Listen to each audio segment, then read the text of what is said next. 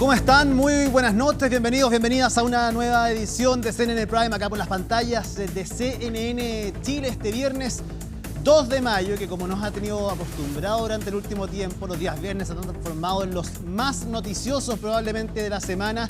Y así fue en el sur de nuestro país, en el extremo sur, en Puerto Williams, Punta Arenas, en toda la región de Magallanes, con este terremoto de 7,5 grados del cual vamos a estar hablando, por supuesto, el día de hoy. Así que ha sido una jornada que ha estado marcada por eso. Ya se fueron todas las alertas preventivas de evacuación también que hubo durante la mañana. Posteriormente al mediodía se fueron levantando de a poco. Así que vamos a estar revisando eso y otras noticias que se las mostramos en nuestros titulares.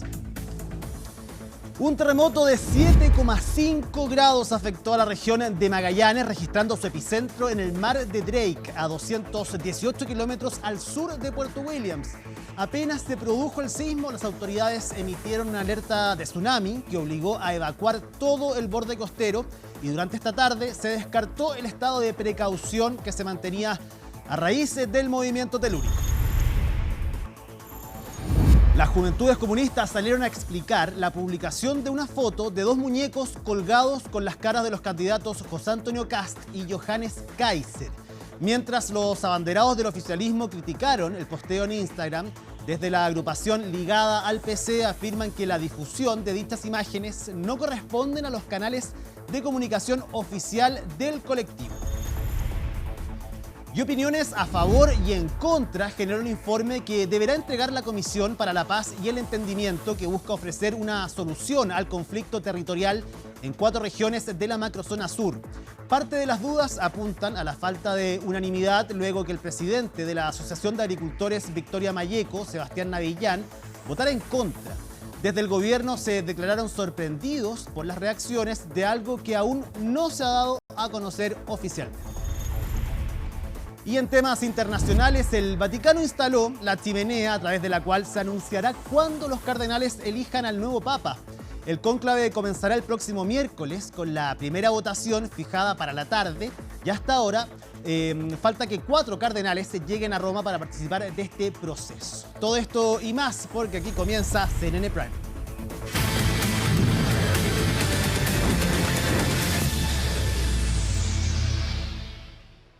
Se los contábamos, una compleja jornada se vivió este viernes en la región de Magallanes tras el terremoto de magnitud 7,5 que obligó a una evacuación preventiva y a mantener suspendidas las actividades del borde costero.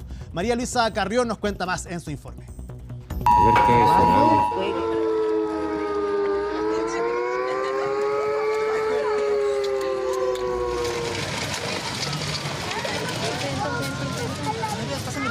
Tenemos antecedentes también desde la Antártica, las bases también fueron evacuadas. El presidente de la República, reiteramos, ha suspendido todas sus actividades que tenía programadas en horas de esta mañana y se encuentra monitoreando lo que ocurre aquí en Magallanes. Y no solo él, todas las autoridades de gobierno suspendieron sus actividades producto de la emergencia en la región de Magallanes. Aquí evacuando a una zona segura. Estamos evacuando, han sido muchos estudiantes retirados por los apoderados desde aquí. Es que no era para menos, aunque el sismo no se sintió fuerte en tierra, sus efectos a esa hora de la mañana pronosticaban tsunamis en la costa más austral de nuestro país. Magallanes no tiene mucha cultura sísmica. El año 49 hubo un gran terremoto y después, hace unos meses, se registró un temblor muy pequeño. Entonces, la verdad es que las personas saben que la línea de seguridad pasa por la Avenida España, saben que esa es el área de seguridad de tsunami, pero, por ejemplo, me llamaba una apoderada y me decía, a mi hijo lo van a evacuar del colegio, pero no sé a dónde lo llevan. Toda esta zona de seguridad, todos dirigirse. Bueno, ahí están pasando información para toda la comunidad, señalando que tenemos que movernos al centro subantártico, el CHIC. Las autoridades destacaron el comportamiento de la población. Poco antes de las 9 de la mañana, el Centro de Sismología Nacional informaba de un terremoto de magnitud 7,5 a 10 kilómetros de profundidad y a 218 kilómetros al sur de Puerto Williams. Yo justo iba bajando, ¿ya? Y llegué por esa zona de seguridad de Avenida España y se veían todas las calles, porque me fui por Avenida España, por lo tanto, en todas las calles perpendiculares, ¿cierto?, que van subiendo, las personas, se veía mucha gente.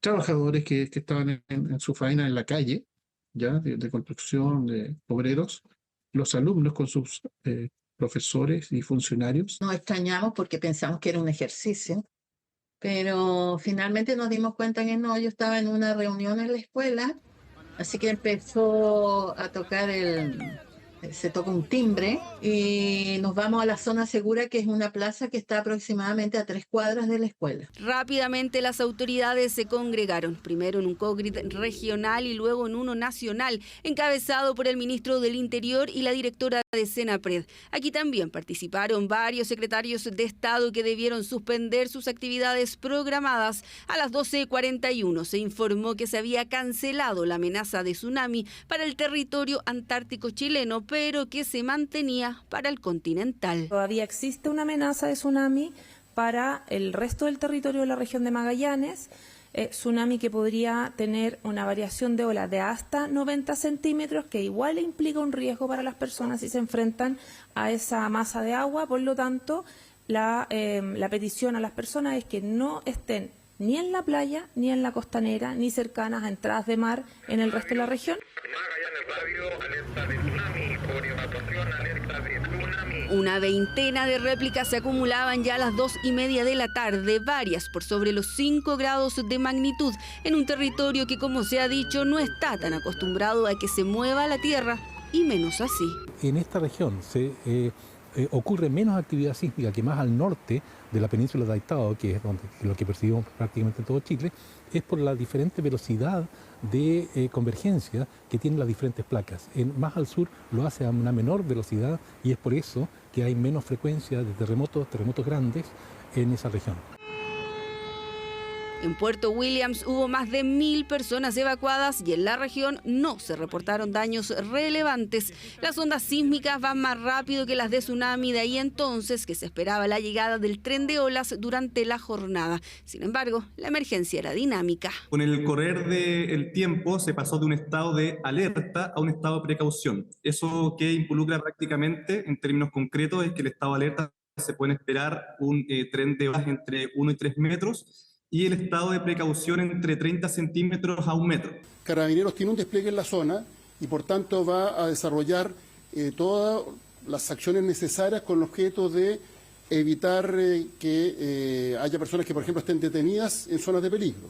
Entendemos que la costanera es una vía fundamental para el traslado de las personas dentro de la ciudad y por eso en terreno se están monitoreando las medidas correspondientes para que se mantenga la actividad propia de la ciudad, pero al mismo tiempo sin correr riesgos.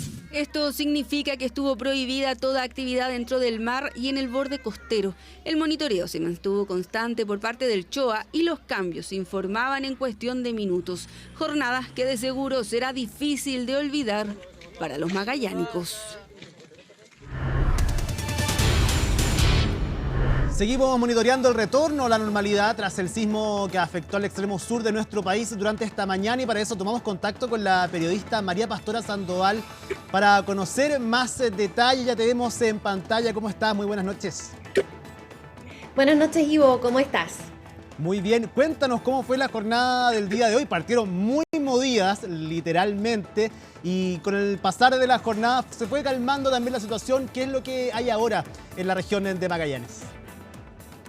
Efectivamente, partimos el día muy noticioso, al menos acá en Punta Arenas el temblor, yo no lo sentí, hay personas que lo sintieron, pero eso no crea mayor alarma. Pero posteriormente, después de las 10 de la mañana, sonó la primera alerta SAE que decía evacuación. Y todos estábamos tan perplejos que pensábamos que era un simulacro. Finalmente, yo trabajo en una radio que está sobre el nivel de seguridad de la ciudad, así que no tenía problema, pero obviamente bajé para reportear todo lo que estaba pasando y ya había mucha gente en Avenida España, que es el límite entre las dos zonas de la ciudad, la alta y la baja. Había muchas personas que ya habían evacuado y que estaban atentos a lo que dijeran las autoridades. ¿Qué fue lo más complicado que se pudo ver? Se hablaba quizás de las bencineras, porque durante el día también parte del análisis que se hizo, María Pastora, tiene que ver con la cultura sísmica. Efectivamente, quizás en el norte, en la zona centro, la gente está más preparada y siempre está esperando que suceda algún evento así, pero en el extremo sur no es común. No, efectivamente acá no tenemos tanta cultura sísmica como en el norte, porque para nosotros todo es norte, pero si tú lo piensas, el último terremoto grande en esta zona fue en 1949 y después de eso no han habido ejercicios que tiendan a responder en estos casos. Eso sí, que la ciudadanía se portó muy bien, todos evacuaron muy ordenados. De hecho, era notorio el aumento del tráfico durante esa hora, pero no hubo ningún problema, ni lesionados, ni desórdenes. Así es que en ese sentido los magallánicos se portaron muy bien, tanto en Punta Arenas como en Puerto Williams. Las alarmas funcionaron bien, la gente inmediatamente tomó el peso de lo que está sucediendo. Me imagino que empezaron a ver algunas noticias, a escuchar las radios también. Efectivamente, y Carabineros de Chile comenzó a recorrer los lugares cercanos al borde costero, empezó a bloquear las entradas al borde costero, a la costanera del Estrecho, y comenzaba a pedirle a la gente que subiera. Entonces, en ese sentido, había algunos que se resistían, incluso yo los barrios que estuve recorriendo, hubo incluso barrios que tenían algún negocio abierto por ahí que no se resignaban, pero finalmente sí, casi todos evacuaron y afortunadamente no fue de muy larga espera. A esa hora hacían 5 grados de temperatura, que para nosotros no es tan poco, para nosotros está bien, se podía resistir, digamos, pero sí en el entendido de que había niños pequeños, había personas de la tercera edad, sí era una incomodidad esperar en el frío. ¿Cuándo crees tú que fue el momento en que la gente empezó a creer esta noticia? Porque efectivamente me imagino, como tú dices, que no sucede en el extremo sur de nuestro país generalmente un tipo de terremoto, de sismo como este. No es fácil creer la noticia, sobre todo si es que en Punta Arenas, por ejemplo, en la capital regional, no se sintió efectivamente este terremoto. Y aparte, por la geografía del Estrecho de Magallanes no debiera haber tsunami. Entonces, para nosotros es un dato de la causa realmente tener una zona de seguridad. Pero yo creo que cuando nosotros finalmente creímos fue al ver la alerta SAE, y inmediatamente uno comienza a preguntar, ¿qué pasó? ¿Qué pasó? Y todos decían, terremoto en Puerto Williams, y ahí tú empiezas a decir, bueno, parece que esta cosa no es un ejercicio, hay que hacer lo que las autoridades digan, y la alerta SAE es notoria, o sea, en todos los celulares sonaba muy fuerte, así es que no era fácil de ignorar. ¿Y cuándo haya sido la última vez que hicieron algún tipo de ejercicio efectivamente? Porque las calles tienen sus letreros, veíamos también en las imágenes ciertos monitores que guiaban a la gente por distintas calles para poder subir a la zona alta, al menos de la capital ahí regional de Punta Arenas. De lo que yo recuerdo, el año pasado hubo un simulacro, se avisó que iba a haber un ejercicio, por lo tanto nos iban a llegar alertas SAE, en la alerta decía esto es un simulacro, entonces allí chequeamos de que a todos nos llegaba bien, puesto que estaban chequeando si correspondían las zonas efectivamente. Por lo tanto, no habíamos sentido una alerta de esta en un año, un poco menos quizás había habido un ejercicio. Oye, bueno, parte de lo anecdótico también en Punta Arenas, la familia del presidente de la República, la casa donde creció el presidente de la República está justamente en la costanera. Ellos deben haber sido también de los primeros en tener que evacuar y que deben haber estado un rato fuera de su casa junto con toda la gente que vive en esa extensa costanera ahí en Punta Arenas. Efectivamente, muchos me preguntaban, ¿y los padres del presidente viven ahí mismo? Sí, viven ahí mismo. Lo más probable es que estuvieron evacuados algunas horas. Pero finalmente se dio por terminada la alerta y tenemos justamente las declaraciones de Juan Carlos Andrade, que es director regional de Senapred, que finalmente dio por aclarada esta emergencia. Se informa a toda la comunidad que se cancela la alerta roja por posible tsunami en las costas de la región y a su vez se levanta el estado de precaución que se materializaba hasta el momento. Junto a ello, debemos agradecer a la comunidad el buen trabajo realizado en las diferentes evacuaciones en las comunas costeras y a su vez también el trabajo de coordinación materializado en los diferentes COGRID autoconvocados en los niveles comunales, provinciales y regionales, volvemos a un estado de normalidad en la región.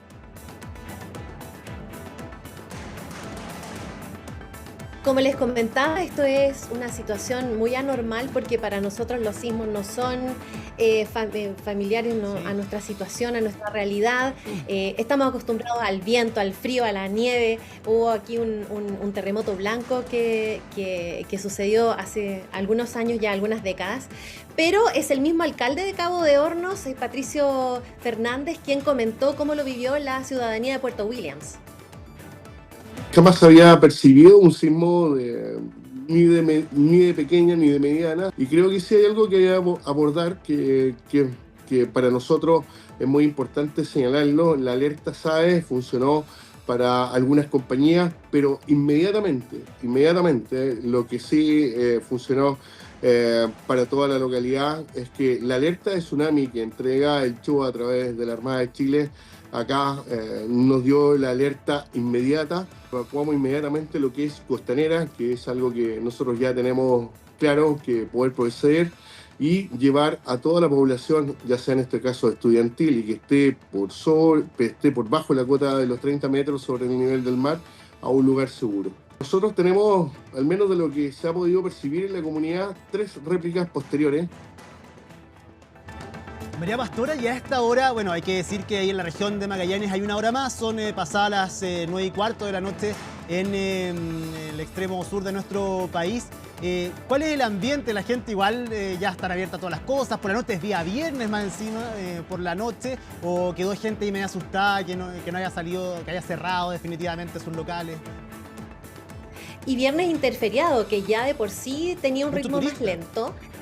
Exactamente, nosotros, bueno, justamente estábamos preguntándonos qué habrán sentido los turistas, ¿no? Yo no me crucé con ninguno en mis reporteos, pero sí, por ejemplo, hay supermercados que anunciaron que definitivamente ellos cerraban durante todo el día para que su personal no estuviera en constante preocupación.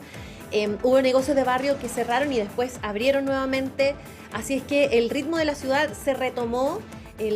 También se vio en el tráfico que el ritmo de la ciudad se retomó. La municipalidad, por ejemplo, fue evacuada porque está en el centro, justo al frente de la plaza, y todos los funcionarios municipales tuvieron que evacuar también. ¿Y hay hartos hoteles ahí también cerca de la Costanera?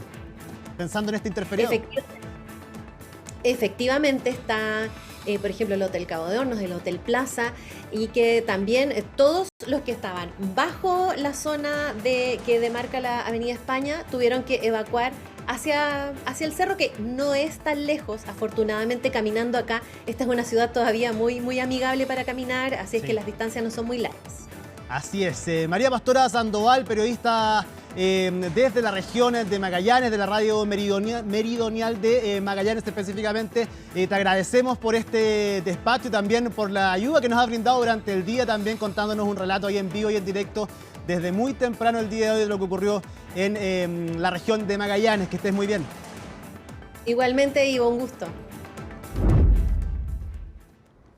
Cambiamos de tema para contarles que en medio de las críticas que ha generado en la oposición el acuerdo al que llegó la Comisión para la Paz y el Entendimiento, el gobierno llamó a la calma y pidió dejar de lado la coyuntura electoral, respondiendo a los candidatos presidenciales de derecha que arremetieron contra los comisionados de la instancia por haber profundizado en la fragmentación institucional, como señaló, por ejemplo, José Antonio Kast. Colomba Eichholz con la nota. 7 votos a favor y 1 en contra obtuvo el texto elaborado por la Comisión para la Paz y el Entendimiento al concluir su plazo de trabajo que duró casi 2 años, resultado que se vio eclipsado por críticas de la oposición, como la del candidato presidencial Johannes Kaiser, quien lo calificó como más de lo mismo, mientras que José Antonio Kast advirtió una profundización de la fragmentación institucional. La verdad es que no veo por dónde. Primero porque no se habla nada de Estado-Nación, no se habla de plurinacionalidad. Lo que se propone es una institucionalidad de alta jerarquía que puede ser la misma CONADI, que debiera esa institucionalidad coordinar todas las políticas indígenas y sobre todo la nueva ley indígena, que es lo que se propone. Para que las futuras generaciones no tengan deuda con el pueblo mapuche, precisó la senadora Aravena, quien dio su voto favorable a las propuestas que se alcanzaron en la comisión, pese a la negativa definición de su conglomerado. Por lo anterior, la parlamentaria renunció a su militancia en el Partido Republicano, sumándose a la férrea defensa del acuerdo que también ejerció el copresidente de la comisión, Alfredo Moreno. Destaco la actitud valiente de la senadora Aravena, quien fue capaz de priorizar el bien común por sobre su partido. En contraste, algunos sectores de la derecha, como el Partido Republicano, han decidido restarse, guiados por cálculos electorales. Se estableció claramente que los acuerdos serían por unanimidad. Decidieron a última hora que esto debía ser por mayoría. Todos lo acomodaron para poder votar una propuesta que recoge en su gran mayoría lo que plantearon los dos procesos constituyentes. Y acá los grandes culpables son Alfredo Moreno y Carmen Gloria Aravena. Aquí lo que tenían que haberse llegado a acuerdos mínimos. Desde los acuerdos mínimos podemos construir una gran construcción que es la Araucanía. Pero hoy día se puede avanzar en cuestiones urgentes. Y el presidente tiene la palabra. Podemos terminar con el terrorismo. Para eso no se requiere una comisión. Para eso se requiere que el Estado empiece a funcionar en la Araucanía. Aquí no hay Estado de Derecho, que se termine con los terroristas. Terrorismo que, según la candidata presidencial de Chile Vamos, Evelyn Matei, no habría sido abordado como una materia para hacerse cargo en el acuerdo, al menos no con suficiente fuerza. Declaración que Alfredo Moreno desestimó, pues la tarea de la comisión no está en el ámbito de la seguridad, pero sí incluye un sistema integral de reparación a todas las víctimas de estos atentados. La circunstancia de que haya habido solo un comisionado y no haya estado de acuerdo no significa que lo aprobado no sea relevante si no se da curso a los acuerdos a que llegó la comisión.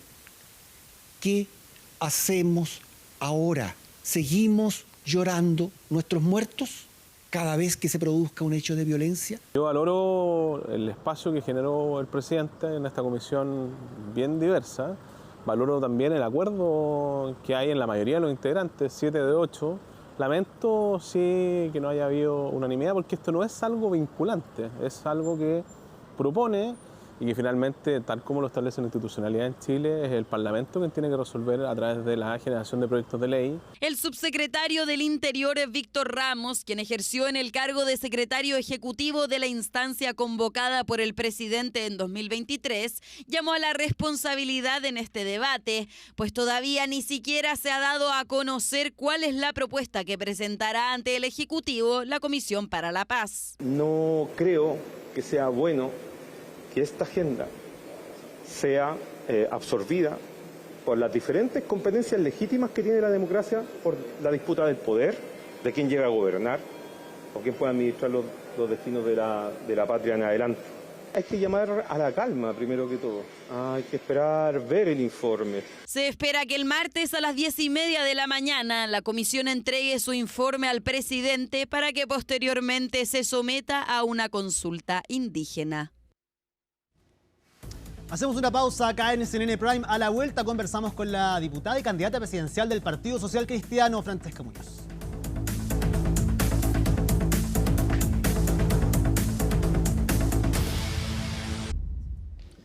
Estamos de vuelta en CNN Prime, ya se los contábamos, estamos junto a la diputada y candidata presidencial del Partido Social Cristiano, Francesca Muñoz, a quien le agradecemos por estar acá esta noche de día viernes. ¿Cómo está, diputada? Muy bien, gracias Ivo y gracias también por la invitación. Cuéntenos por qué es candidata a la presidencia, algo que sorprendió también durante estos últimos días, ¿qué la motiva? Porque igual podríamos decir que su sector está bien representado, tiene hartos candidatos también.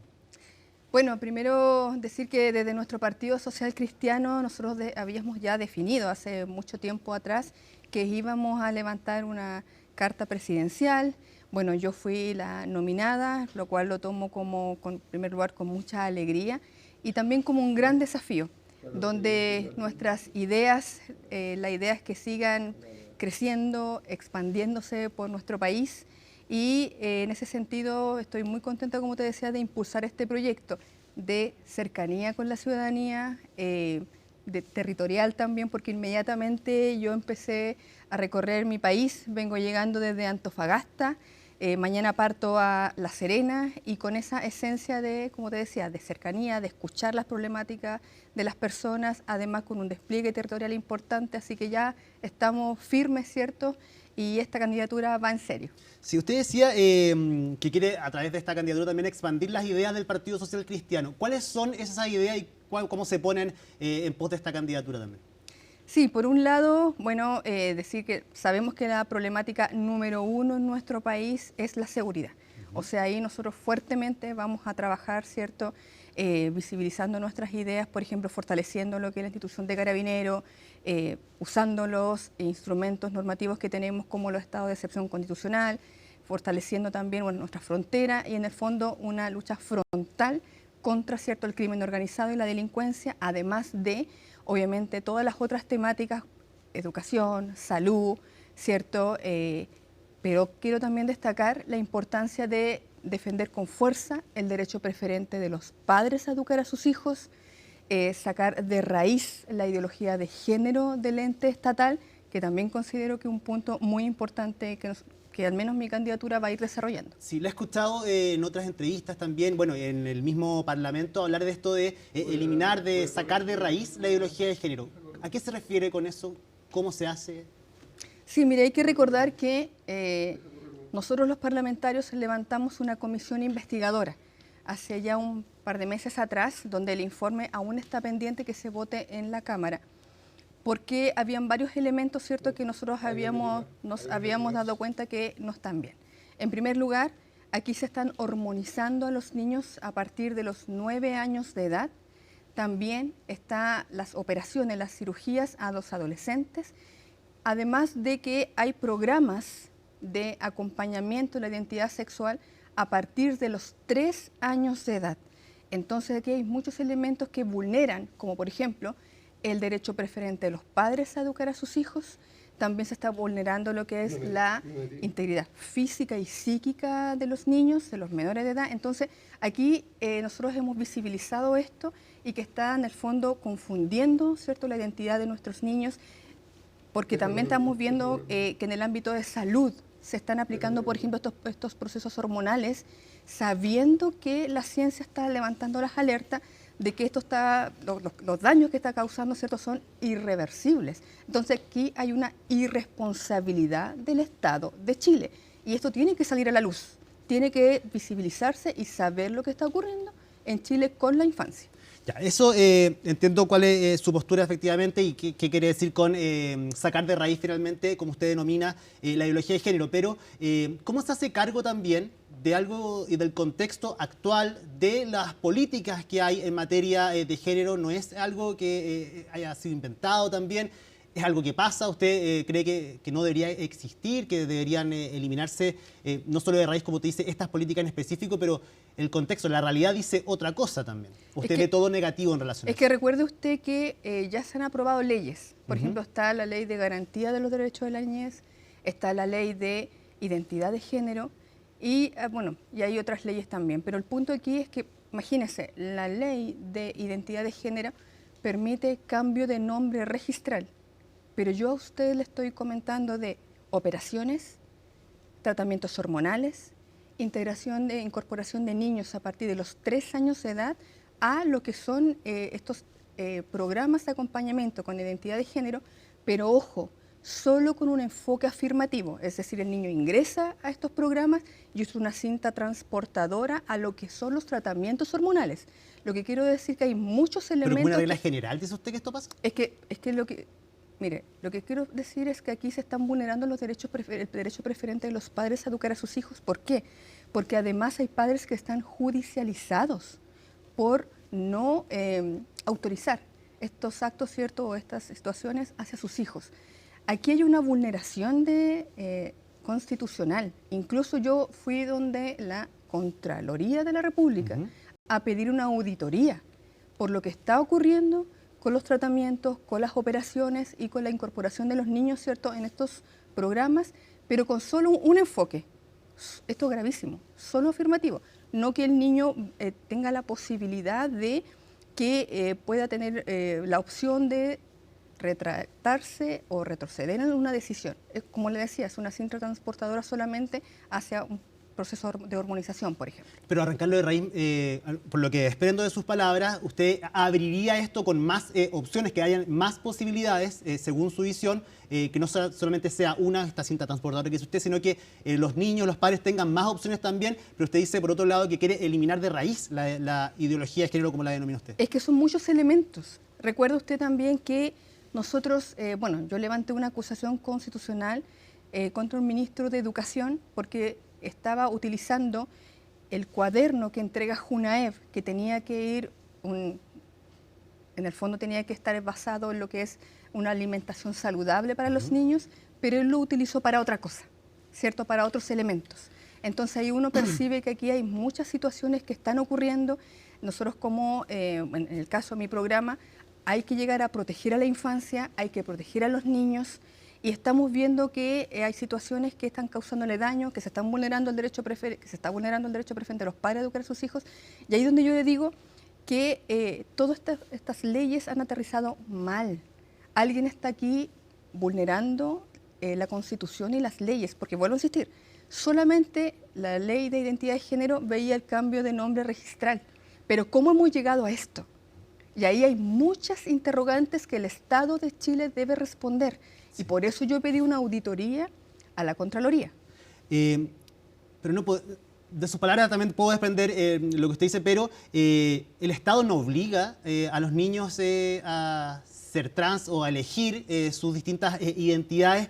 Es una realidad en nuestro país que existen niños trans. Me imagino que no todos son obligados por el Estado, efectivamente. Y usted dice el derecho de los padres también a elegir. Perfectamente también podrían elegir tener una educación que promoviera, ¿cierto?, o que los niños puedan buscar su propia identidad. ¿Cómo se hace cargo de esa realidad que ya existe, más allá de lo que usted dice que el Estado, a través de ciertas políticas, podría inducir o obligar a las familias o a los niños a tener cierto tipo de educación? Sí, lo que pasa es que aquí yo lo que quiero transmitir también es que recuerde usted que lo que está ocurriendo es que los programas, por ejemplo, de identidad de género, está como que la ley de identidad de género aterrizó muy mal. Para que se entiendan sencillo, aterrizó muy mal, que está vulnerando derechos constitucionales.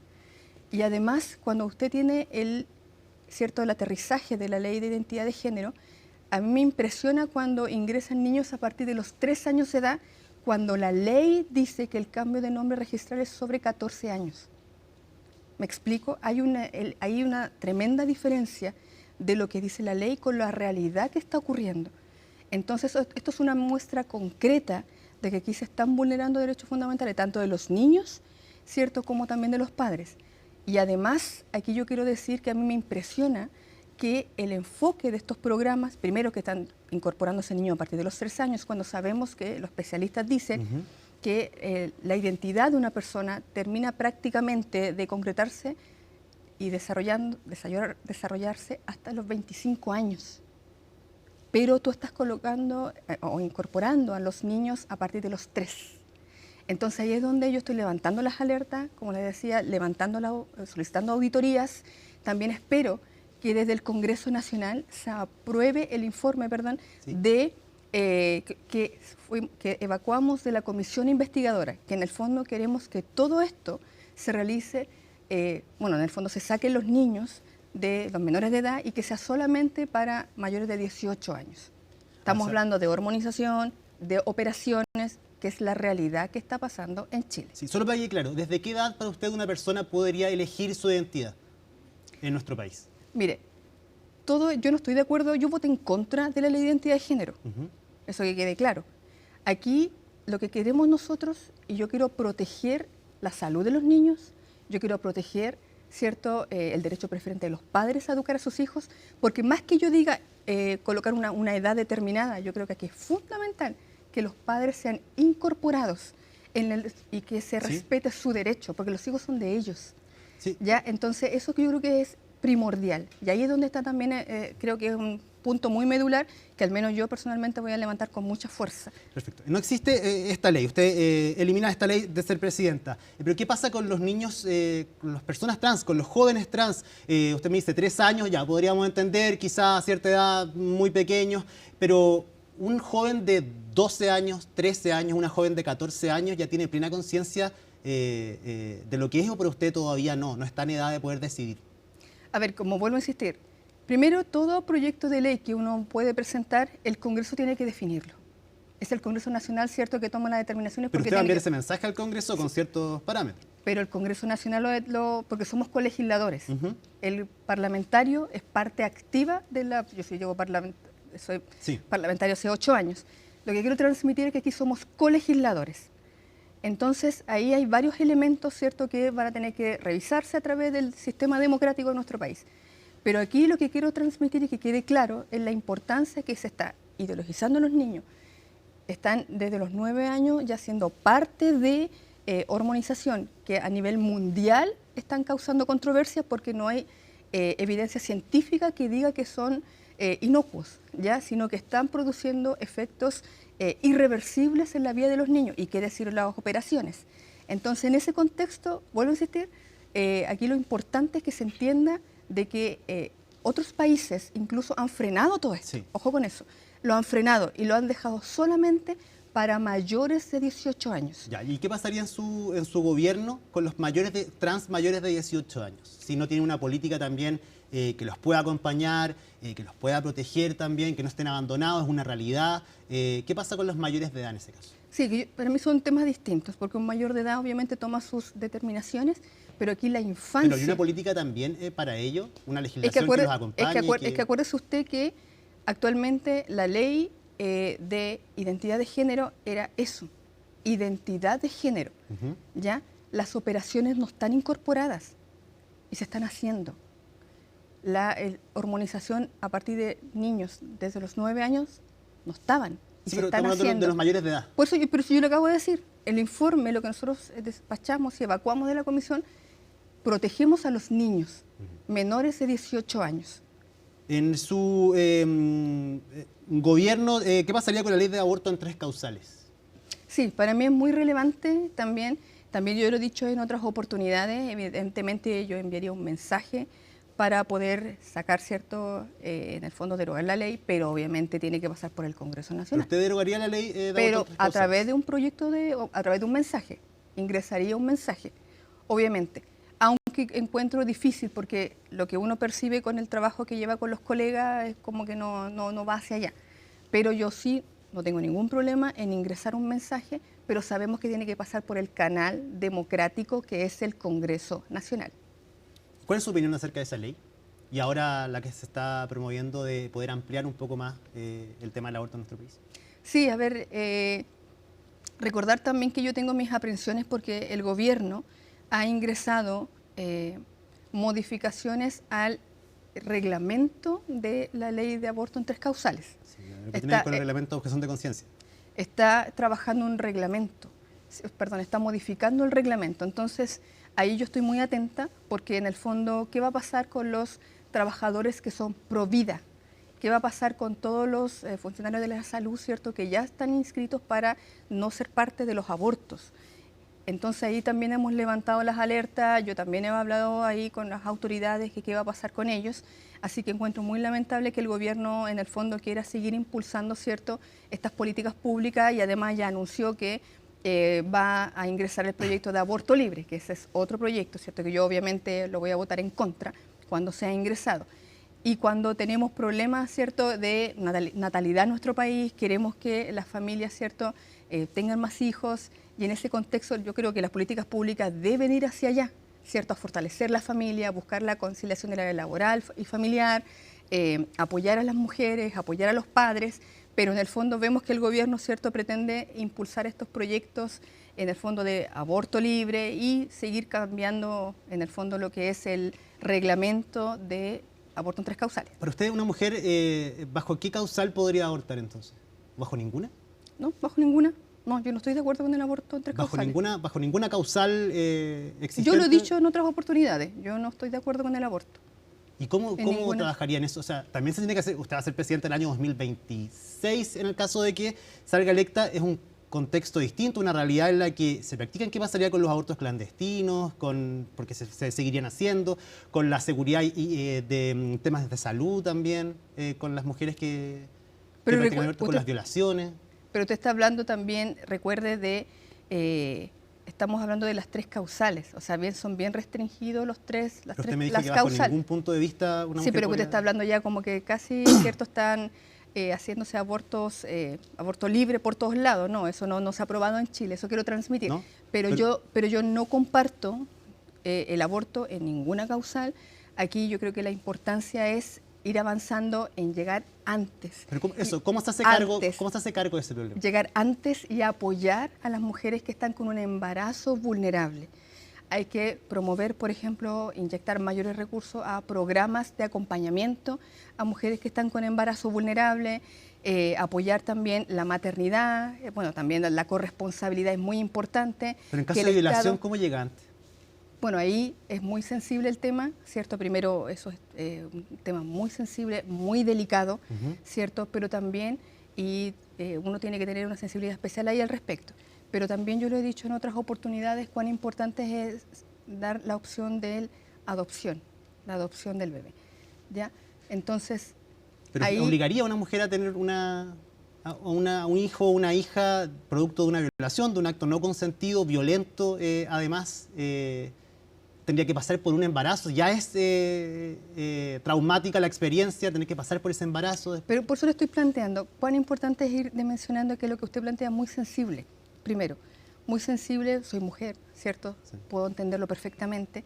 Pero también cuán importante es ir dimensionando que el Estado tiene que proveer también estos programas de acompañamiento para también las mujeres que también vivan estas situaciones tan dolorosas y tan terribles.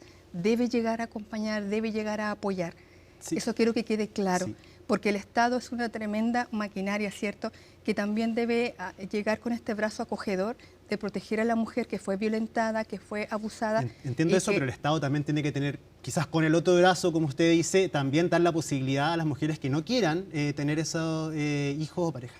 O sea, por la razón que sea. Ahora hay 3 causales, efectivamente, bajo estas 3 causales, hablemoslo, circunscribámoslo a eso, el Estado también se tiene que hacer cargo de esa problemática.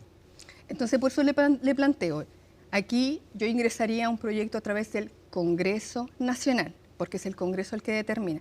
Pero yo personalmente, ¿cierto? Para mí es muy importante la vida del que está por nacer, el bebé que está en el vientre, y las políticas públicas también tienen que apuntar a proteger a la mujer, obviamente, que ha vivido una situación tan terrible como la que usted plantea. Sí, ¿y su opinión frente a la adopción homoparental, en el sentido de, siguiendo con el tema de las adopciones y eso, qué le parece? No, yo no estoy de acuerdo con la adopción homoparental. ¿Por qué no? No.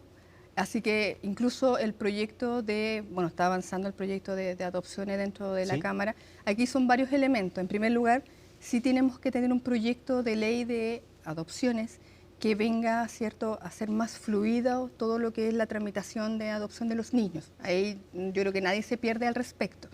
Pero yo no comparto, ¿cierto?, que el niño tiene que, bueno, lo que usted plantea, sino que para mí el derecho del niño es a tener un papá y una mamá. No es el derecho de la pareja, ¿cierto?, a tener un niño, sino es el derecho del niño a tener un padre y una madre. Yo creo que eso es fundamental y el foco siempre debe ser el niño que necesita lo que yo le estoy planteando. Sí, pero es que sí, eso es lo que me cuesta entender, diputada, es el contexto también. ¿Qué se hace entonces con las parejas homosexuales que no tienen derecho a poder tener hijos? Es como que está obviando todo un contexto, una realidad que existe en el mundo hoy en día, como a este año. Por eso le pregunto ¿qué pasa con todas las personas? ¿Con las libertades también de estas personas? ¿Con los derechos de elección de estas personas? Mire, lo que pasa es que usted está planteando... Las parejas. Sí, pero lo que usted está planteando, yo le estoy dando a conocer mis puntos. Yo he votado en contra del matrimonio igualitario en el Congreso Nacional, voté en contra incluso del aborto libre, pero acuérdense que también se presentó en el Congreso, voté en contra. He votado en contra en todos esos proyectos, ¿cierto?, en el ámbito valórico. Pero también entiendo que las leyes ya se aprobaron.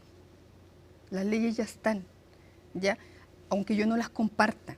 Entonces, más que... o sea, no retrocedería a lo que hay. Lo que estoy transmitiendo es que voy a usar todos los canales democráticos, porque el Congreso Nacional es el que tiene que, obviamente, legislar, ¿ya? No es una forma impositiva. Yo voté en contra, porque en su momento yo marqué mi punto. Y eso tiene que quedar claro. Pero aquí, proyecto de ley que ingresaría, por ejemplo, como le decía, en el ámbito de sacar de raíz todo lo que es la ideología de género, que para mí es muy sensible el tema de la infancia, y tenemos que proteger a los niños, de todo lo que está ocurriendo. Yo le di ejemplos concretos, ¿cierto?, de cómo se ha vulnerado el derecho preferente de los padres a educar a sus hijos y cómo se ha vulnerado la integridad física y psíquica de nuestros niños en Chile, lo cual es gravísimo. Incluso hay una, perdón, que quiero transmitir esto, hay una investigación penal al respecto, porque los parlamentarios, mis colegas, fueron a Fiscalía a entregar todos los antecedentes por estas vulneraciones, ¿ya? Porque han habido mutilaciones, operaciones que obviamente han afectado la salud de los niños, y esto también, vuelvo a insistir, a nivel internacional está también, varios países han retrocedido, ¿cierto?, en toda esta implementación de estas políticas. Entonces, estamos en el fondo en línea con lo que está ocurriendo también a nivel internacional. Y para ir cerrando esta parte de temas valóricos que usted lo puso sobre la mesa al inicio, ¿el matrimonio homosexual también retrocedería en eso?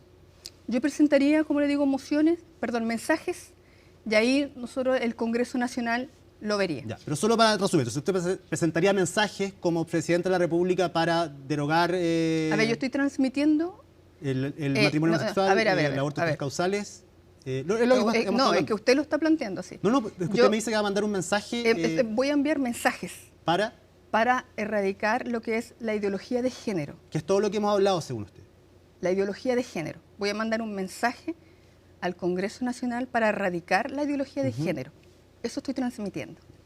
Sí, pero la ley de aborto en tres causales, el matrimonio homosexual, la adopción homoparental, todo eso también... Es que algunas, vuelvo a insistir, también uno percibe el nivel de votaciones que han tenido. Da cuenta de una realidad que no cuenta con los votos, dice, es que yo también, para poder cambiarlo. Pero lo cambiaría si lo estuviera. Es que también hay que ver el próximo Congreso. Entonces también es algo muy relevante el próximo Congreso, porque no sabemos la cantidad de votos que vamos a tener y cómo esto se va a ir dando. ¿Ya? Yo sí le estoy planteando que envíe un mensaje para erradicar lo que es la ideología de género del ente estatal y en el ámbito de el aborto en tres causales, y evaluaría otros proyectos de ley también, pero obviamente teniendo todo el panorama de un Congreso, cómo se vendría a futuro. Sí. Oiga, hablemos de política un poco. ¿Por qué no hubo primarias en su sector? Kast, Kaiser no se pudieron poner de acuerdo, con el Partido Social Cristiano tampoco. ¿Qué pasó? Sí, ahí, yo lamento que no se haya podido dar este escenario de primarias entre los distintos partidos, al menos nosotros desde el minuto 1 fuimos parte de transmitir que queríamos primarias, amplias, hasta Chile Vamos, pero ahí lamentablemente no se dio. Así que ahora estamos en esta carrera ya presidencial, como les decía, vamos en serio. Yo ya estoy recorriendo nuestro país, recogiendo las problemáticas de la ciudadanía. Oiga, pero ¿hubo intención efectivamente usted que pertenece como a este bloque, tienen un acuerdo parlamentario que es importante entre el Partido Libertario, Republicano, el Partido Social Cristiano también? ¿Se habló ahí de la posibilidad de levantar una primaria o eso nunca estuvo sobre la mesa? A ver, yo puedo hablar por mi partido, ¿cierto? Mi partido Social Cristiano siempre estuvo disponible, las directivas estuvieron constantemente buscando los espacios, pero yo percibo que desde Chile Vamos no hubo una intención real. ¿Y solo entre Social Cristiano, Libertarios y Republicanos? También estuvieron las conversaciones, pero al menos mi partido estuvo por la opción de hacer una primaria más amplia. Entonces, en ese contexto, al final no se dio. O sea, menos van a llegar con 4 candidatos a la primera vuelta. Si usted continúa, como dice, va en serio, continúa hasta Evelyn Matei, Johannes Kaiser, Kast. ¿Eso podría producir una dispersión de votos importante? Mire, yo a esta altura yo creo que todos los candidatos estamos enfocados más que nada en hacer nuestra campaña, el despliegue en terreno, el avanzar con fuerza, el escuchar a la ciudadanía. Yo creo que estamos ya desplegando los equipos, ¿cierto? Yo empecé más tarde, entonces por eso vengo también llegando desde las regiones. Entonces ese es nuestro foco ahora y yo creo que a esta altura hay que avanzar y mirar el objetivo, ¿cierto? Que yo estoy convencida que nos va a ir bien y que vamos a dar una sorpresa en la primera vuelta. Oye, ¿qué pasó con el senador Rojo Edwards? Que sonaba también que podía ser el candidato del partido, terminó renunciando también, terminó después levantando la candidatura de usted. ¿Qué pasó en la interna? Bueno, ahí más que nada yo me voy a referir a lo que la directiva de mi partido ha planteado, porque ellos han sido los que estuvieron en conversaciones, la mesa de trabajo estuvo en conversaciones viendo estas temáticas, pero no yo ahí no estuve viendo la situación en concreto, así que, pero ya estamos en esto, como les decía, yo ya fui nominada como la candidata presidencial, y que sí que estamos avanzando con todo el ánimo y y el despliegue. ¿Y usted como candidata se siente más competitiva que Rojo Edwards para representar el Partido Social Cristiano? A ver, yo valoro enormemente, primero, que nuestras militantes, simpatizantes, las directivas, ¿cierto?, nos hayan nominado. Entonces aquí yo quiero recordar que yo llevo, bueno, 2 periodos en el Congreso Nacional y gracias a Dios me ha ido bien. Soy la primera mayoría regional y distrital de mi zona, entonces eso igual es algo importante. Y esa esencia de un trabajo cercano a la ciudadanía con políticas públicas, por ejemplo, yo soy una de las impulsoras, junto a varios colegas más, del Registro Nacional de los Deudores de Pensiones de Alimentos. Es una política pública que nosotros trabajamos, ¿cierto?, fuertemente con varios parlamentarios, insisto, y ya salió y ha aportado enormemente a lo que es el pago de las pensiones de los niños. También soy una de las autoras, junto con varios parlamentarios más también, de la ley TEA, donde también tenemos una sensibilidad, ¿cierto?, con lo que está ocurriendo con los niños y jóvenes TEA, que tiene que aterrizar de mejor manera en el ámbito educacional, salud y social. Entonces ahí también estamos solicitando siempre mayores recursos para que esto aterrice de mejor manera. Entonces también nuestro trabajo tiene una sensibilidad de cercanía con la ciudadanía, de sentido común, y en ese sentido también, bueno, queremos desplegar todo el trabajo que ya llevamos en la región del Biobío a las otras regiones de nuestro país. Por eso yo vengo llegando a Antofagasta y mañana nos vamos a La Serena. Oiga, ¿qué le pareció el resultado o lo que se ha conocido de la propuesta que se le va a hacer el presidente de la República en la Comisión por la Paz y el Entendimiento? Usted es diputada del Biobío, una de las regiones que comprende esta macrozona sur. ¿Qué le parece el resultado del trabajo que se ha dado? ¿Se ha discutido ahora que no hubo unanimidad para poder presentar esta propuesta? Sí, yo soy del distrito de Concepción, de la zona norte, pero efectivamente las comunas o las provincias de Arauco, Biobío y Araucanía, efectivamente, ¿cierto?, han vivido una situación primero muy crítica con el terrorismo que se ha dado ahí, los ataques incendiarios y el temor también que se percibe.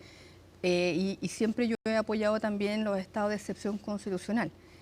Y en ese contexto también este acuerdo a mí me causa suspicacia, y porque por un lado, ¿cierto?, se tenía que lograr por unanimidad, ¿cierto?, y tengo entendido que hubo un voto en contra. Se ha dicho que legalmente, por estatuto, la unanimidad no estaba contemplado en el acuerdo, que fue algo que se estableció de palabra entre los comisionados. O que después lo modificaron. También se dijo eso, porque leí también, claro, que era parte de un acuerdo de ellos, pero después lo modificaron y así. Pero también en el fondo, lo que se sabe, por ejemplo, la restitución de tierras. Claro, y hay elementos ahí que son bien complejos, porque tengo entendido que habían acuerdo en otros puntos, pero en este tema de la restitución de tierras, claro que es un tema sensible, porque se da cuenta de que hay aprehensiones al respecto de las puertas que podría abrir. Recuerda usted que tenemos muchos conflictos en la zona con lo que frente a los atentados que se han ocurrido, hay toma de terreno, prácticamente hay un estado dentro de otro estado, ¿cierto? Como que la figura que se estaría dando, entonces eso es preocupante, y ahí son las alertas que se han levantado. Sí. Lo otro, en ese acuerdo también se dice que se ha invisibilizado lo que es la realidad del terrorismo que se ha vivido en la macrozona sur. Entonces son varios elementos que tenemos aprehensiones. Bueno, estamos esperando que salga, ¿cierto?, el documento para conocerlo en detalle, pero en el fondo hay varias aprehensiones al respecto. Así que yo también tomo distancia de lo que ahí está ocurriendo. Sí, pero a priori, ¿usted está con la restitución de tierra? ¿Usted cree que hay una deuda del Estado de Chile con el pueblo mapuche? ¿Cómo ve usted esa situación? No, yo creo que ahí yo lo evaluaría, porque primero tengo que leer el documento, pero esto es un tema bien sensible, porque nosotros tenemos un Estado, ¿cierto?, que buscamos un Estado unitario, ¿cierto? Entonces hay situaciones que yo tomo distancia. No, yo lo evaluaría primero, pero no, por el momento yo no estoy en esa línea. Sí, y por último le quería preguntar que ¿le preocupa el tono que podría llegar a tomar las campañas presidenciales todo este tiempo, teniendo en cuenta las últimas manifestaciones que se han conocido, estos muñecos que colgaban de un paradero con las figuras de José Antonio Kast, Johannes Kaiser, un video también en contra del candidato del Frente Amplio, Gonzalo Winter? ¿Le preocupa el tono que pueda tomar esta campaña presidencial? Bueno, en primer lugar, yo quiero condenar, ¿cierto?, esos hechos que ocurrieron con las ilustraciones, con esa fotografía que se sacó con los dos muñecos, ¿cierto?, de los candidatos Kast y Kaiser, porque, en primer lugar, eso es violencia política, eso no corresponde. Y lo que debe primar acá debe ser lo que es, el diálogo, el debate de ideas, las propuestas, pero no estos temas, ¿cierto?, de violencia. En el fondo, mi y entrego mi absoluta condena y repudio a ese hecho. Y por supuesto también entrego mi solidaridad con los candidatos, ¿cierto?, Kaiser y Kass al respecto. Y también el otro caso, hacia el candidato Winter, ¿cierto?, porque esto tiene que ser transversal. O sea, todos los candidatos tenemos que condenar la violencia y estos hechos no deben tener cabida en lo que es la campaña política. Evidentemente no lo comparto y mi repudio absoluto. Y ahora lo último, ¿qué la diferencia usted de Johannes Kaiser y José Antonio Kast? Sí, mire, como yo le decía al comienzo, bueno, yo no vengo de la élite, yo vengo de una familia de esfuerzo. Ellos sí. Yo estoy transmitiendo lo que de mis raíces. Sí. Yo no vengo de una élite, vengo de una familia de esfuerzo. También siempre he trabajado cercana a la ciudadanía, con un despliegue territorial muy importante. Entonces la esencia de nuestro partido es de centro derecha, pero también una derecha social, donde sí nos importa, ¿cierto?, las temáticas de las personas y estar constantemente, ¿cierto?, solucionando los problemas de ellos. ¿Se siente más cercano a la centro derecha o a la nueva derecha, donde está el Partido Libertario y el Partido Republicano? No, lo que pasa es que ahí tú tienes que entender que nosotros también estamos trabajando, ¿cierto?, en un preacuerdo parlamentario. Eso es muy importante para mí, para nosotros como Partido Social Cristiano, pero también uno siempre tiene matices. Por algo también somos otro partido, ¿cierto? Y es normal tener las diferencias. Tenemos muchas coincidencias con los candidatos, pero también diferencias, como te decía, con esta esencia, a la derecha, dice usted. Con esta esencia distinta. Pero si se tiene que situar en un lugar, ahí en la línea de la oposición. La centro derecha. Está en la centro derecha, más cercana a Chile Vamos entonces. La centro derecha, como le decía, es que tenemos coincidencias. Por ejemplo, que ellos mismos han dicho que es una nueva derecha, por eso le digo, pero que yo también estamos haciendo matices, porque te estoy transmitiendo que somos una derecha más social, pero encapsularnos tan estrictos, te estoy transmitiendo que hay elementos y elementos. Hay, por ejemplo, yo te estoy transmitiendo, yo soy valórica, por ejemplo, ¿sí? Y ahí y firmes mis convicciones, tengo mis raíces claras, defiendo con fuerza mis principios, mis valores, y de ahí no me muevo, ¿ya? Pero también hay una esencia distinta, que para mí es una derecha más social, que también estamos atentos a lo que la ciudadanía nos está transmitiendo. Y esa sensibilidad también la quiero plasmar, ¿cierto?, en nuestro programa. Francesca Muñoz, diputada y también candidata presidencial del Partido Social Cristiano, muchas gracias por haber conversado esta noche acá en CNN Prime, que esté muy bien. Gracias a ti, gracias. Y nosotros continuamos contándoles que Críticas Transversales generó una publicación de las Juventudes Comunistas de Santiago, quienes a través de su cuenta de Instagram compartieron una imagen con muñecos simulando a José Antonio Kast y Johannes Kaiser colgados de cabeza. Desde el Partido Comunista aseguran que la imagen fue difundida en una cuenta no oficial y que no concuerda con las formas de abordar la contienda electoral en el partido. El informe es de Macarena Román. Cientos de asistentes tuvo la marcha del Día del Trabajador convocada por la CUT, pero gran parte de la atención se la llevó un grupo en particular.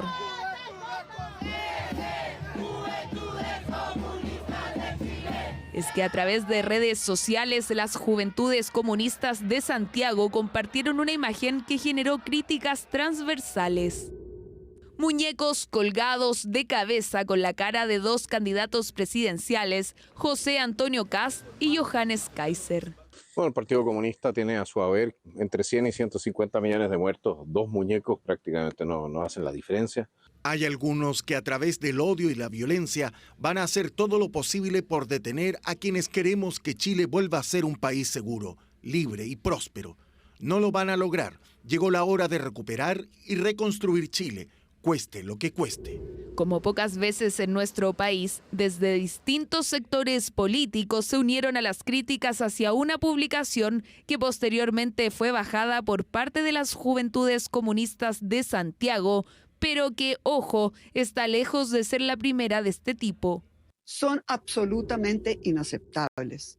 Este es el tipo de violencia que ejerce día a día la izquierda y el Partido Comunista. Basta ya. Chile solamente va a salir adelante si tenemos respeto unos por otros.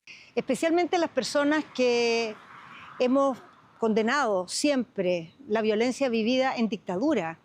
Tenemos que ser los primeros en rechazar cualquier acto que promueva el odio, que promueva la brutalidad. Sencillamente la más absoluta y total condena, como siempre, sin matices, sin peros, sin empate.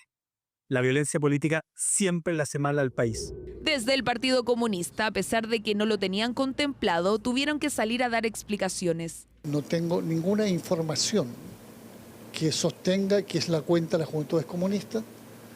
Tengo sí información que sostiene que la Juventud Comunista tiene una posición clara, categórica al respecto, y si hay que completar más información al respecto, la hará la propia dirección de la Juventud. Y justamente tuvo que hablar la diputada y presidenta de las Juventudes Comunistas para explicar qué fue lo que sucedió. Sin embargo, el argumento no cambió. Insisten en que es una cuenta regional de las Juventudes Comunistas y no la oficial.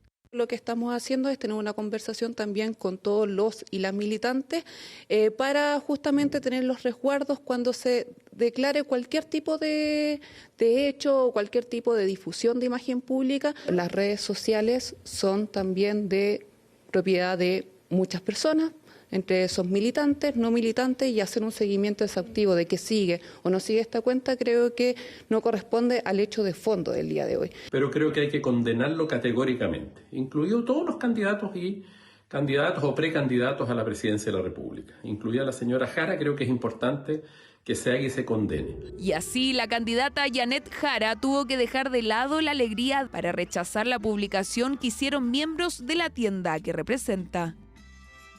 Quiero ser clara en que rechazo esta publicación. Todos saben que pienso muy distinto de Kast y de Kaiser y quiero derrotarlo en las urnas, no a través de una publicación que no corresponde. Este estilo de hacer política es inaceptable, ya que este nivel de violencia le está haciendo daño a Chile. Es justamente lo que no queremos en política. Nos parece absolutamente repudiable y condenable este tipo de actitudes. Pero, ¿cuál es la gravedad del asunto? Según historiadores, imágenes como estas fomentan el odio político, ya que además se puede hacer una comparación con lo que ocurrió hace 80 años en territorio italiano. Me vino a la memoria lo que pasa con Mussolini y su mujer, y tenemos diferencias, pero de ningún modo somos enemigos. Y yo creo que es ahí donde se deben manejar las contradicciones en la política, en ese ámbito. Hechos que en el contexto de la marcha por los trabajadores fueron condenados transversalmente, pero que nadie descarta que puedan volver a ocurrir, más en un año de elecciones presidenciales con representantes de ambos extremos, cuyos adherentes muchas veces se dejan arrastrar por las pasiones más de la cuenta. Durante el primer trimestre, el PIB de Chile creció 2%, un resultado que se obtiene luego que el Banco Central informara que el IMASEC de marzo fue 3,8%. Pilar Gutiérrez nos muestra el desempeño de los distintos sectores económicos durante esta primera parte del año. El IMASEC de marzo superó las expectativas del mercado. Es que la actividad económica creció 3,8% el tercer mes del año, impulsado por todos los sectores. Con esto, el primer trimestre cerraría con un alza del PIB de 2%, en línea con la tendencia de la economía chilena. Datos muy positivos ratifican que la economía chilena está en una senda de crecimiento. Por supuesto que esto es todavía, ¿cierto?, el primer trimestre del año. Y durante el año pueden pasar muchas cosas, pero lo que podemos decir es que estas cifras sitúan a la economía chilena en un buen pie para enfrentar los meses que vienen, ¿cierto?, donde puede verse reflejado, ¿cierto?, lo que es la situación económica internacional a raíz de la guerra comercial. El mercado valoró el dato de marzo. Sin embargo, señalan la necesidad de seguir impulsando la actividad. Recordemos, ¿no es cierto?, febrero fue un mes muy débil, digamos, con caída, de hecho, en el IMASEC y particularmente también de todos los indicadores sectoriales. Por lo tanto, en el mes de marzo lo que se ve es alguna recuperación. Además, ¿no es cierto?, de que nos estamos comparando con un mes de marzo 2024 especialmente débil. Por lo tanto, las cifras dan cuenta que efectivamente la economía está recuperándose, pero no estamos hablando aún, ¿no es cierto?, de una de un impulso especialmente importante. Lo que más creció en marzo fue el comercio, algo que también se repite en términos trimestrales, ya que el sector cierra preliminarmente con un alza de 6,9% promedio entre enero y marzo. Por otro lado, la minería registró una contracción de 1,1% en este primer cuarto del año, una caída donde influyó el corte de luz de febrero, aunque en marzo la actividad en yacimientos volvió a crecer. La minería suele ser de los sectores más volátiles en términos de su capacidad de producción. Y este suele ser porque hay de repente problemas con la maquinaria o hay choques climáticos que afectan la producción. Entonces no nos debiese sorprender este comportamiento del tipo serrucho justamente en minería. Ahora, en el sector comercio, yo creo que acá los principales determinantes de este factor es justamente un choque transitorio que nosotros vemos por justamente el mayor turismo que vemos de nuestros vecinos argentinos, que creemos que va a sostenerse a lo largo del año. Y también, por otro lado, es cierto que también hay una recuperación marginal del crédito de consumo. Con todo, el primer trimestre creció en línea con la tendencia del país de la última década. Pero aunque Hacienda ve que el crecimiento está en un buen pie para enfrentar el escenario internacional hacia adelante, hay quienes tienen sus reparos. Efectivamente, esto obviamente es una noticia que nos permite generar cierto espacio de seguir creciendo en torno a estas cifras para el resto del año, pero sí en este sentido nosotros tenemos cierta preocupación de que efectivamente nos gustaría que esta cifra fuera un poquito más alta para precisamente crear un colchón a lo que vendrían siendo los próximos meses, toda vez que vienen diversas amenazas que podrían frenar un poco el crecimiento de la economía a mitad de año y sobre todo a fines de este año, como por ejemplo la guerra comercial. El próximo 19 de mayo, con las cifras de cuentas nacionales, se confirmará el resultado preliminar del PIB del primer trimestre. Este viernes la PDI comenzó las pericias al buque Cobra correspondiente a las diligencias por la desaparición de los 7 tripulantes de la lancha artesanal Bruma en las costas de Coronel. El pesquero industrial ingresó durante la madrugada a un dique para ser periciado con la finalidad de buscar restos biológicos de los hombres desaparecidos tras este incidente ocurrido el 30 de marzo pasado. En las diligencias trabajan peritos de la Armada y también de la Policía de Investigaciones y contemplan la inspección visual del casco y trabajos de fotografía bioquímica y análisis visual, entre otros. Tenemos un despliegue de más de 75 funcionarios entre detectives y peritos. Nuestros equipos están desplegados con la finalidad de dar cabal cumplimiento a lo mandatado por el Ministerio Público, realizar cada una de las pericias en extrema precaución para tener certezas y que el Ministerio Público pueda arribar a la convicción final de que los hechos que acontecieron el 30 de marzo pasado son reales y que tienen una fiel convicción en lo científico. Por otra parte, precisar que las pericias que se van a llevar a cabo son del orden de planimetría, fotografía, microanálisis, bioquímica y también audiovisual.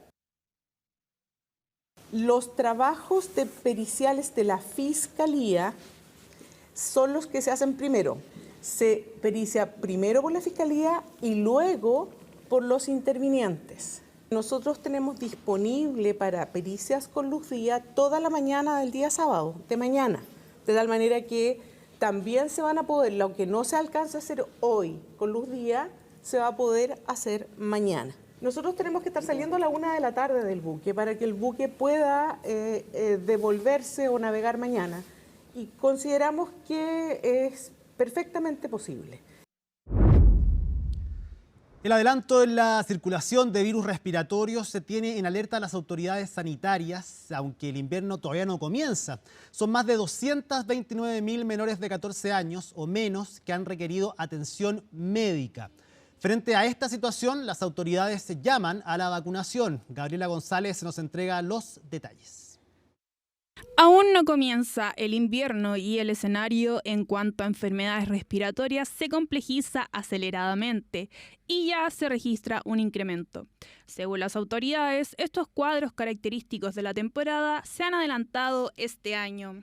Se han corroborado las proyecciones que ha anticipado la autoridad sanitaria con respecto a la circulación viral durante el invierno, y eso en 2 elementos particulares. Lo primero es el adelantamiento de la circulación viral durante el transcurso del invierno, y lo segundo es la predominancia dentro de toda la circulación viral del virus influenza. Nosotros en el plan de la campaña de invierno hay algunas medidas de alerta que son justamente epidemiológicas, y nosotros podemos ir viendo cómo se ha comportado este año respecto a años anteriores.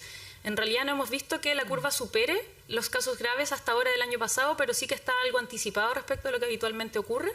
Este panorama se agudiza en los niños. Solo desde marzo, más de 229.000 niños de 14 años o menos han requerido atención médica por problemas respiratorios, una cifra que preocupa al sistema sanitario. Esta última semana hemos visto un leve aumento de la consulta respiratoria, sobre todo en niños. Ya actualmente el porcentaje de 36% en relación al total de las consultas de médico, un 36% más o menos responden a causa respiratoria en niños. En adultos, felizmente, todavía no hemos notado un pic y solamente el 8% más o menos de las consultas que nos llegan son por causa respiratoria. Los especialistas insisten en que la prevención de un cuadro mayor comienza con identificar los síntomas a tiempo. En este sentido, es crucial estar atentos a cualquier cambio en el bienestar de los niños y buscar atención médica de inmediato si es necesario. Cuando a los niños se le empieza a observar que empieza a respirar más rápido y se empieza como a hundir las costillas, esos son señales perentorias que se debe acudir a un centro de urgencia. De este escenario, la vacunación se vuelve una herramienta clave para prevenir cuadros graves. A la fecha se han administrado alrededor de 6 millones de dosis de la vacuna contra la influenza, lo que equivale a aproximadamente el 60% de la población objetivo. Lo han vacunado a ambos. Acá en el Cefam, nosotros venimos de Coquimbo. Los vacunaron allá y al más grande se fue en el colegio. Él le vacunaron solo a la influenza hace como un mes y medio. Cuando empezó la campaña, también se vacunó, los dos niños los vacunaron a este aquí y el otro en el colegio, con la vacuna de la influenza. Este año lo vacunaron en el jardín, el año pasado en el CESFAM. Las autoridades sanitarias reiteran el llamado a los padres y apoderados a proteger especialmente a los niños, ya sea acudiendo al centro de salud más cercano o informándose sobre el calendario de inmunización en los establecimientos educacionales. Todo para evitar que un cuadro viral pueda convertirse en un problema mayor que ponga en riesgo la salud de los más pequeños. Momento de revisar las noticias internacionales. Está con nosotros la editora del área internacional de CNN Chile, Alicia Contreras. ¿Cómo estás? ¿Pusieron la chimenea hoy día? Así es, pusieron la chimenea, ya está casi todo listo para el cónclave. Ahí tenemos las imágenes. Ahí están. Los bomberos pusieron la chimenea. Yo la verdad pensaba que ya existía una chimenea, no que se instalaba para este cónclave. Pero efectivamente es súper simple, sí. Sí, es simple, es simple. Una chimenea, sí, no es más no que sé, eso. Me imagino algo un poquito más... Para la importancia, para lo que anunciar, implica, sí. Tal cual. Ya está casi todo listo entonces para este cónclave que parte el miércoles. Ya están casi todos los cardenales, falta que lleguen 4 cardenales electores. En total hasta ahora son 133, o sea, 89 los que se necesitan para que un sumo pontífice entonces sea escogido. Sí. Ahora, 2 cardenales electores se excusaron por problemas de salud y ya entonces el miércoles empieza este cónclave que va a ser solo una votación ese día. En la mañana se realiza una misa y después en la tarde se hace la primera votación. Eso solo por ser el primer día. Exacto. Ya después el jueves va a haber 2 votaciones en la mañana, 2 en la tarde, el viernes también, si es que no logran el jueves, el viernes también, 2 en la mañana y 2 en la tarde.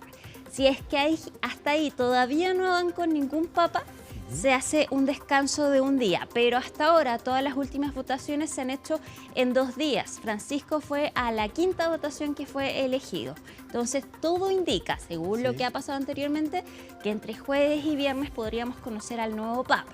Ahora, todo ha pasado. También hubo una vez que se demoraron 3 años en escoger un papa. Hace muchos años, así. Pero vamos a ver entonces en qué van todos los preparativos en la nota de Antonia Galilea.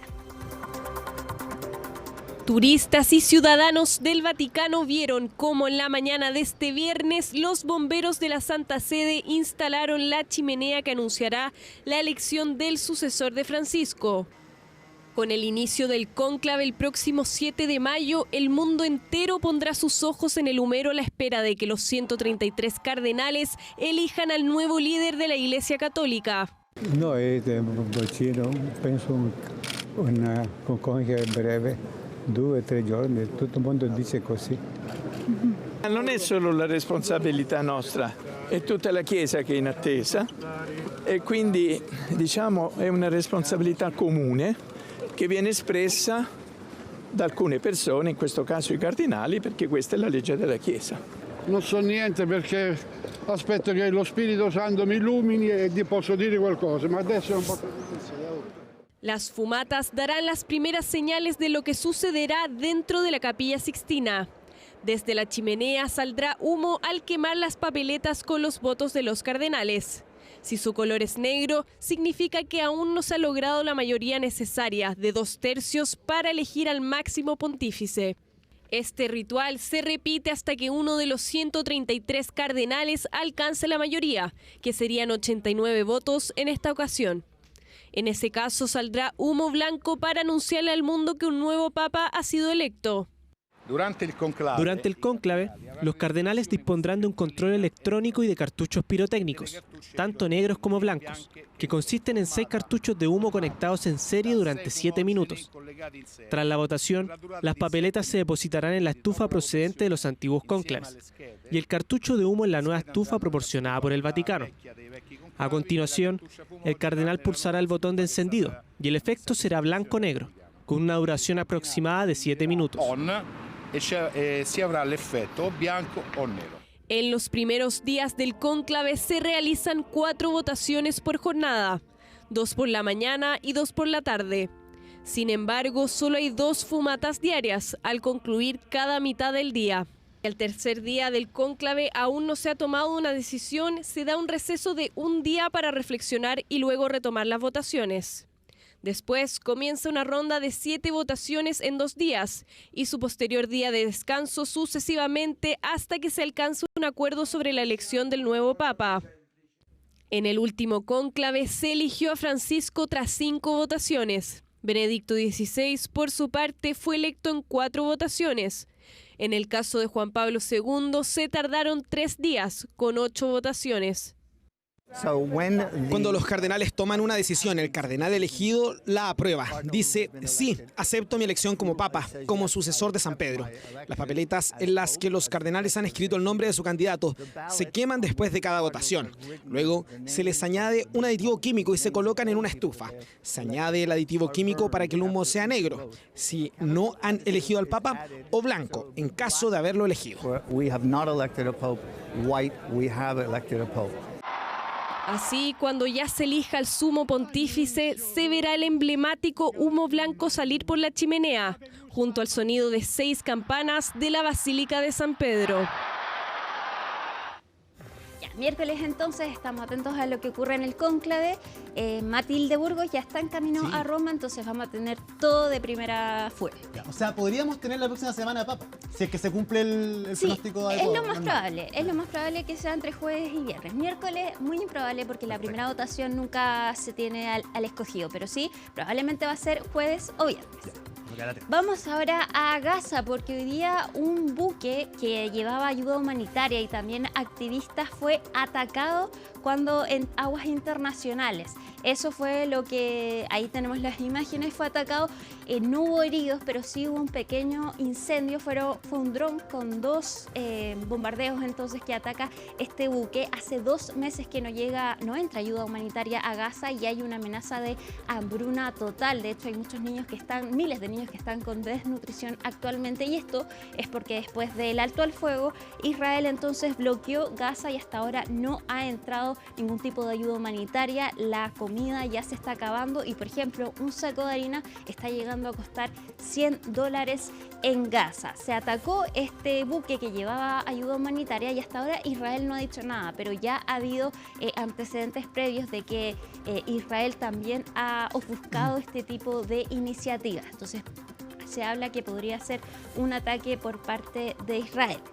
Vamos a cambiar de tema y nos vamos ahora a Estados Unidos porque este jueves no fue feriado en Estados Unidos y fue el primer gran cambio en la administración de Donald Trump.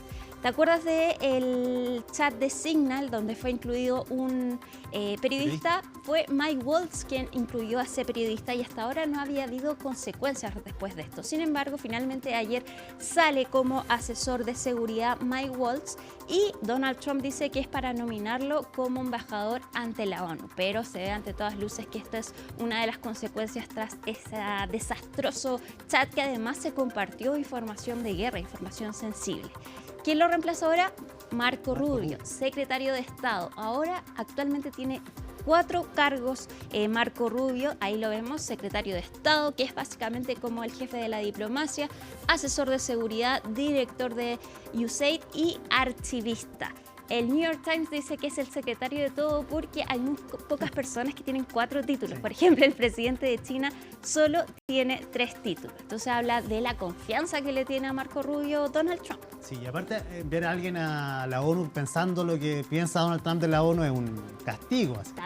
También puede ser visto de esa manera. Y Ivo, pasamos al último tema, nos vamos con la realeza. A ver, ya. Porque hoy habló el príncipe Harry, confesó en una entrevista que el rey Carlos no le habla por temas de seguridad. Lo que ocurrió hoy día con el príncipe Harry es que estaba en un juicio por la seguridad que le entrega el gobierno británico cuando Harry viaja al Reino Unido. Se le había negado después de que él renunciara entonces a la realeza y él apeló a esto, sin embargo entonces perdió este juicio y él dio una entrevista exclusiva con la BBC donde dice que esto le dolió mucho porque si bien tiene diferencias con su familia, nunca pensó que su familia le iba a quitar la seguridad y más aún dice que él ya no puede entonces viajar tranquilo con su esposa y con sus hijos a el Reino Unido dado que no cuenta con la seguridad policial. Y en esta entrevista, que está bien afectado, Harry dice que no habla con el rey Carlos y que le encantaría una reconciliación. Escuchemos lo que dijo el príncipe Harry.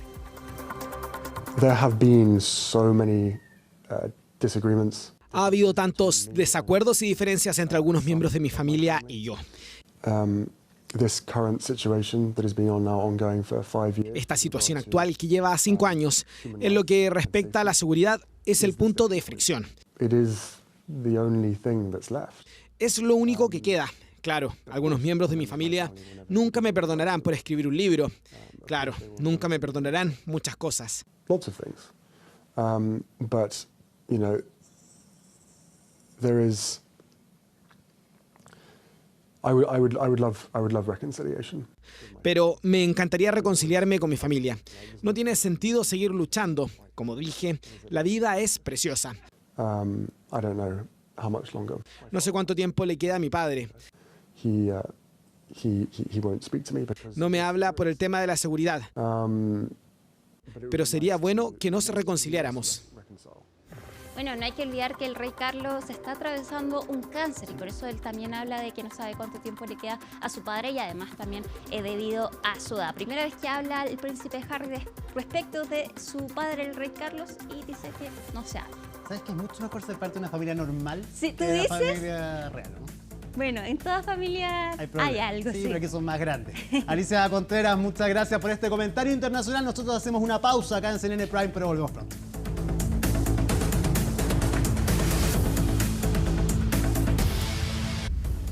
Y así despedimos esta edición de CNN Prime, viernes 12 de mayo. Así estuvo nuestro país y el mundo. Somos CNN Chile. Que tengan muy buenas noches.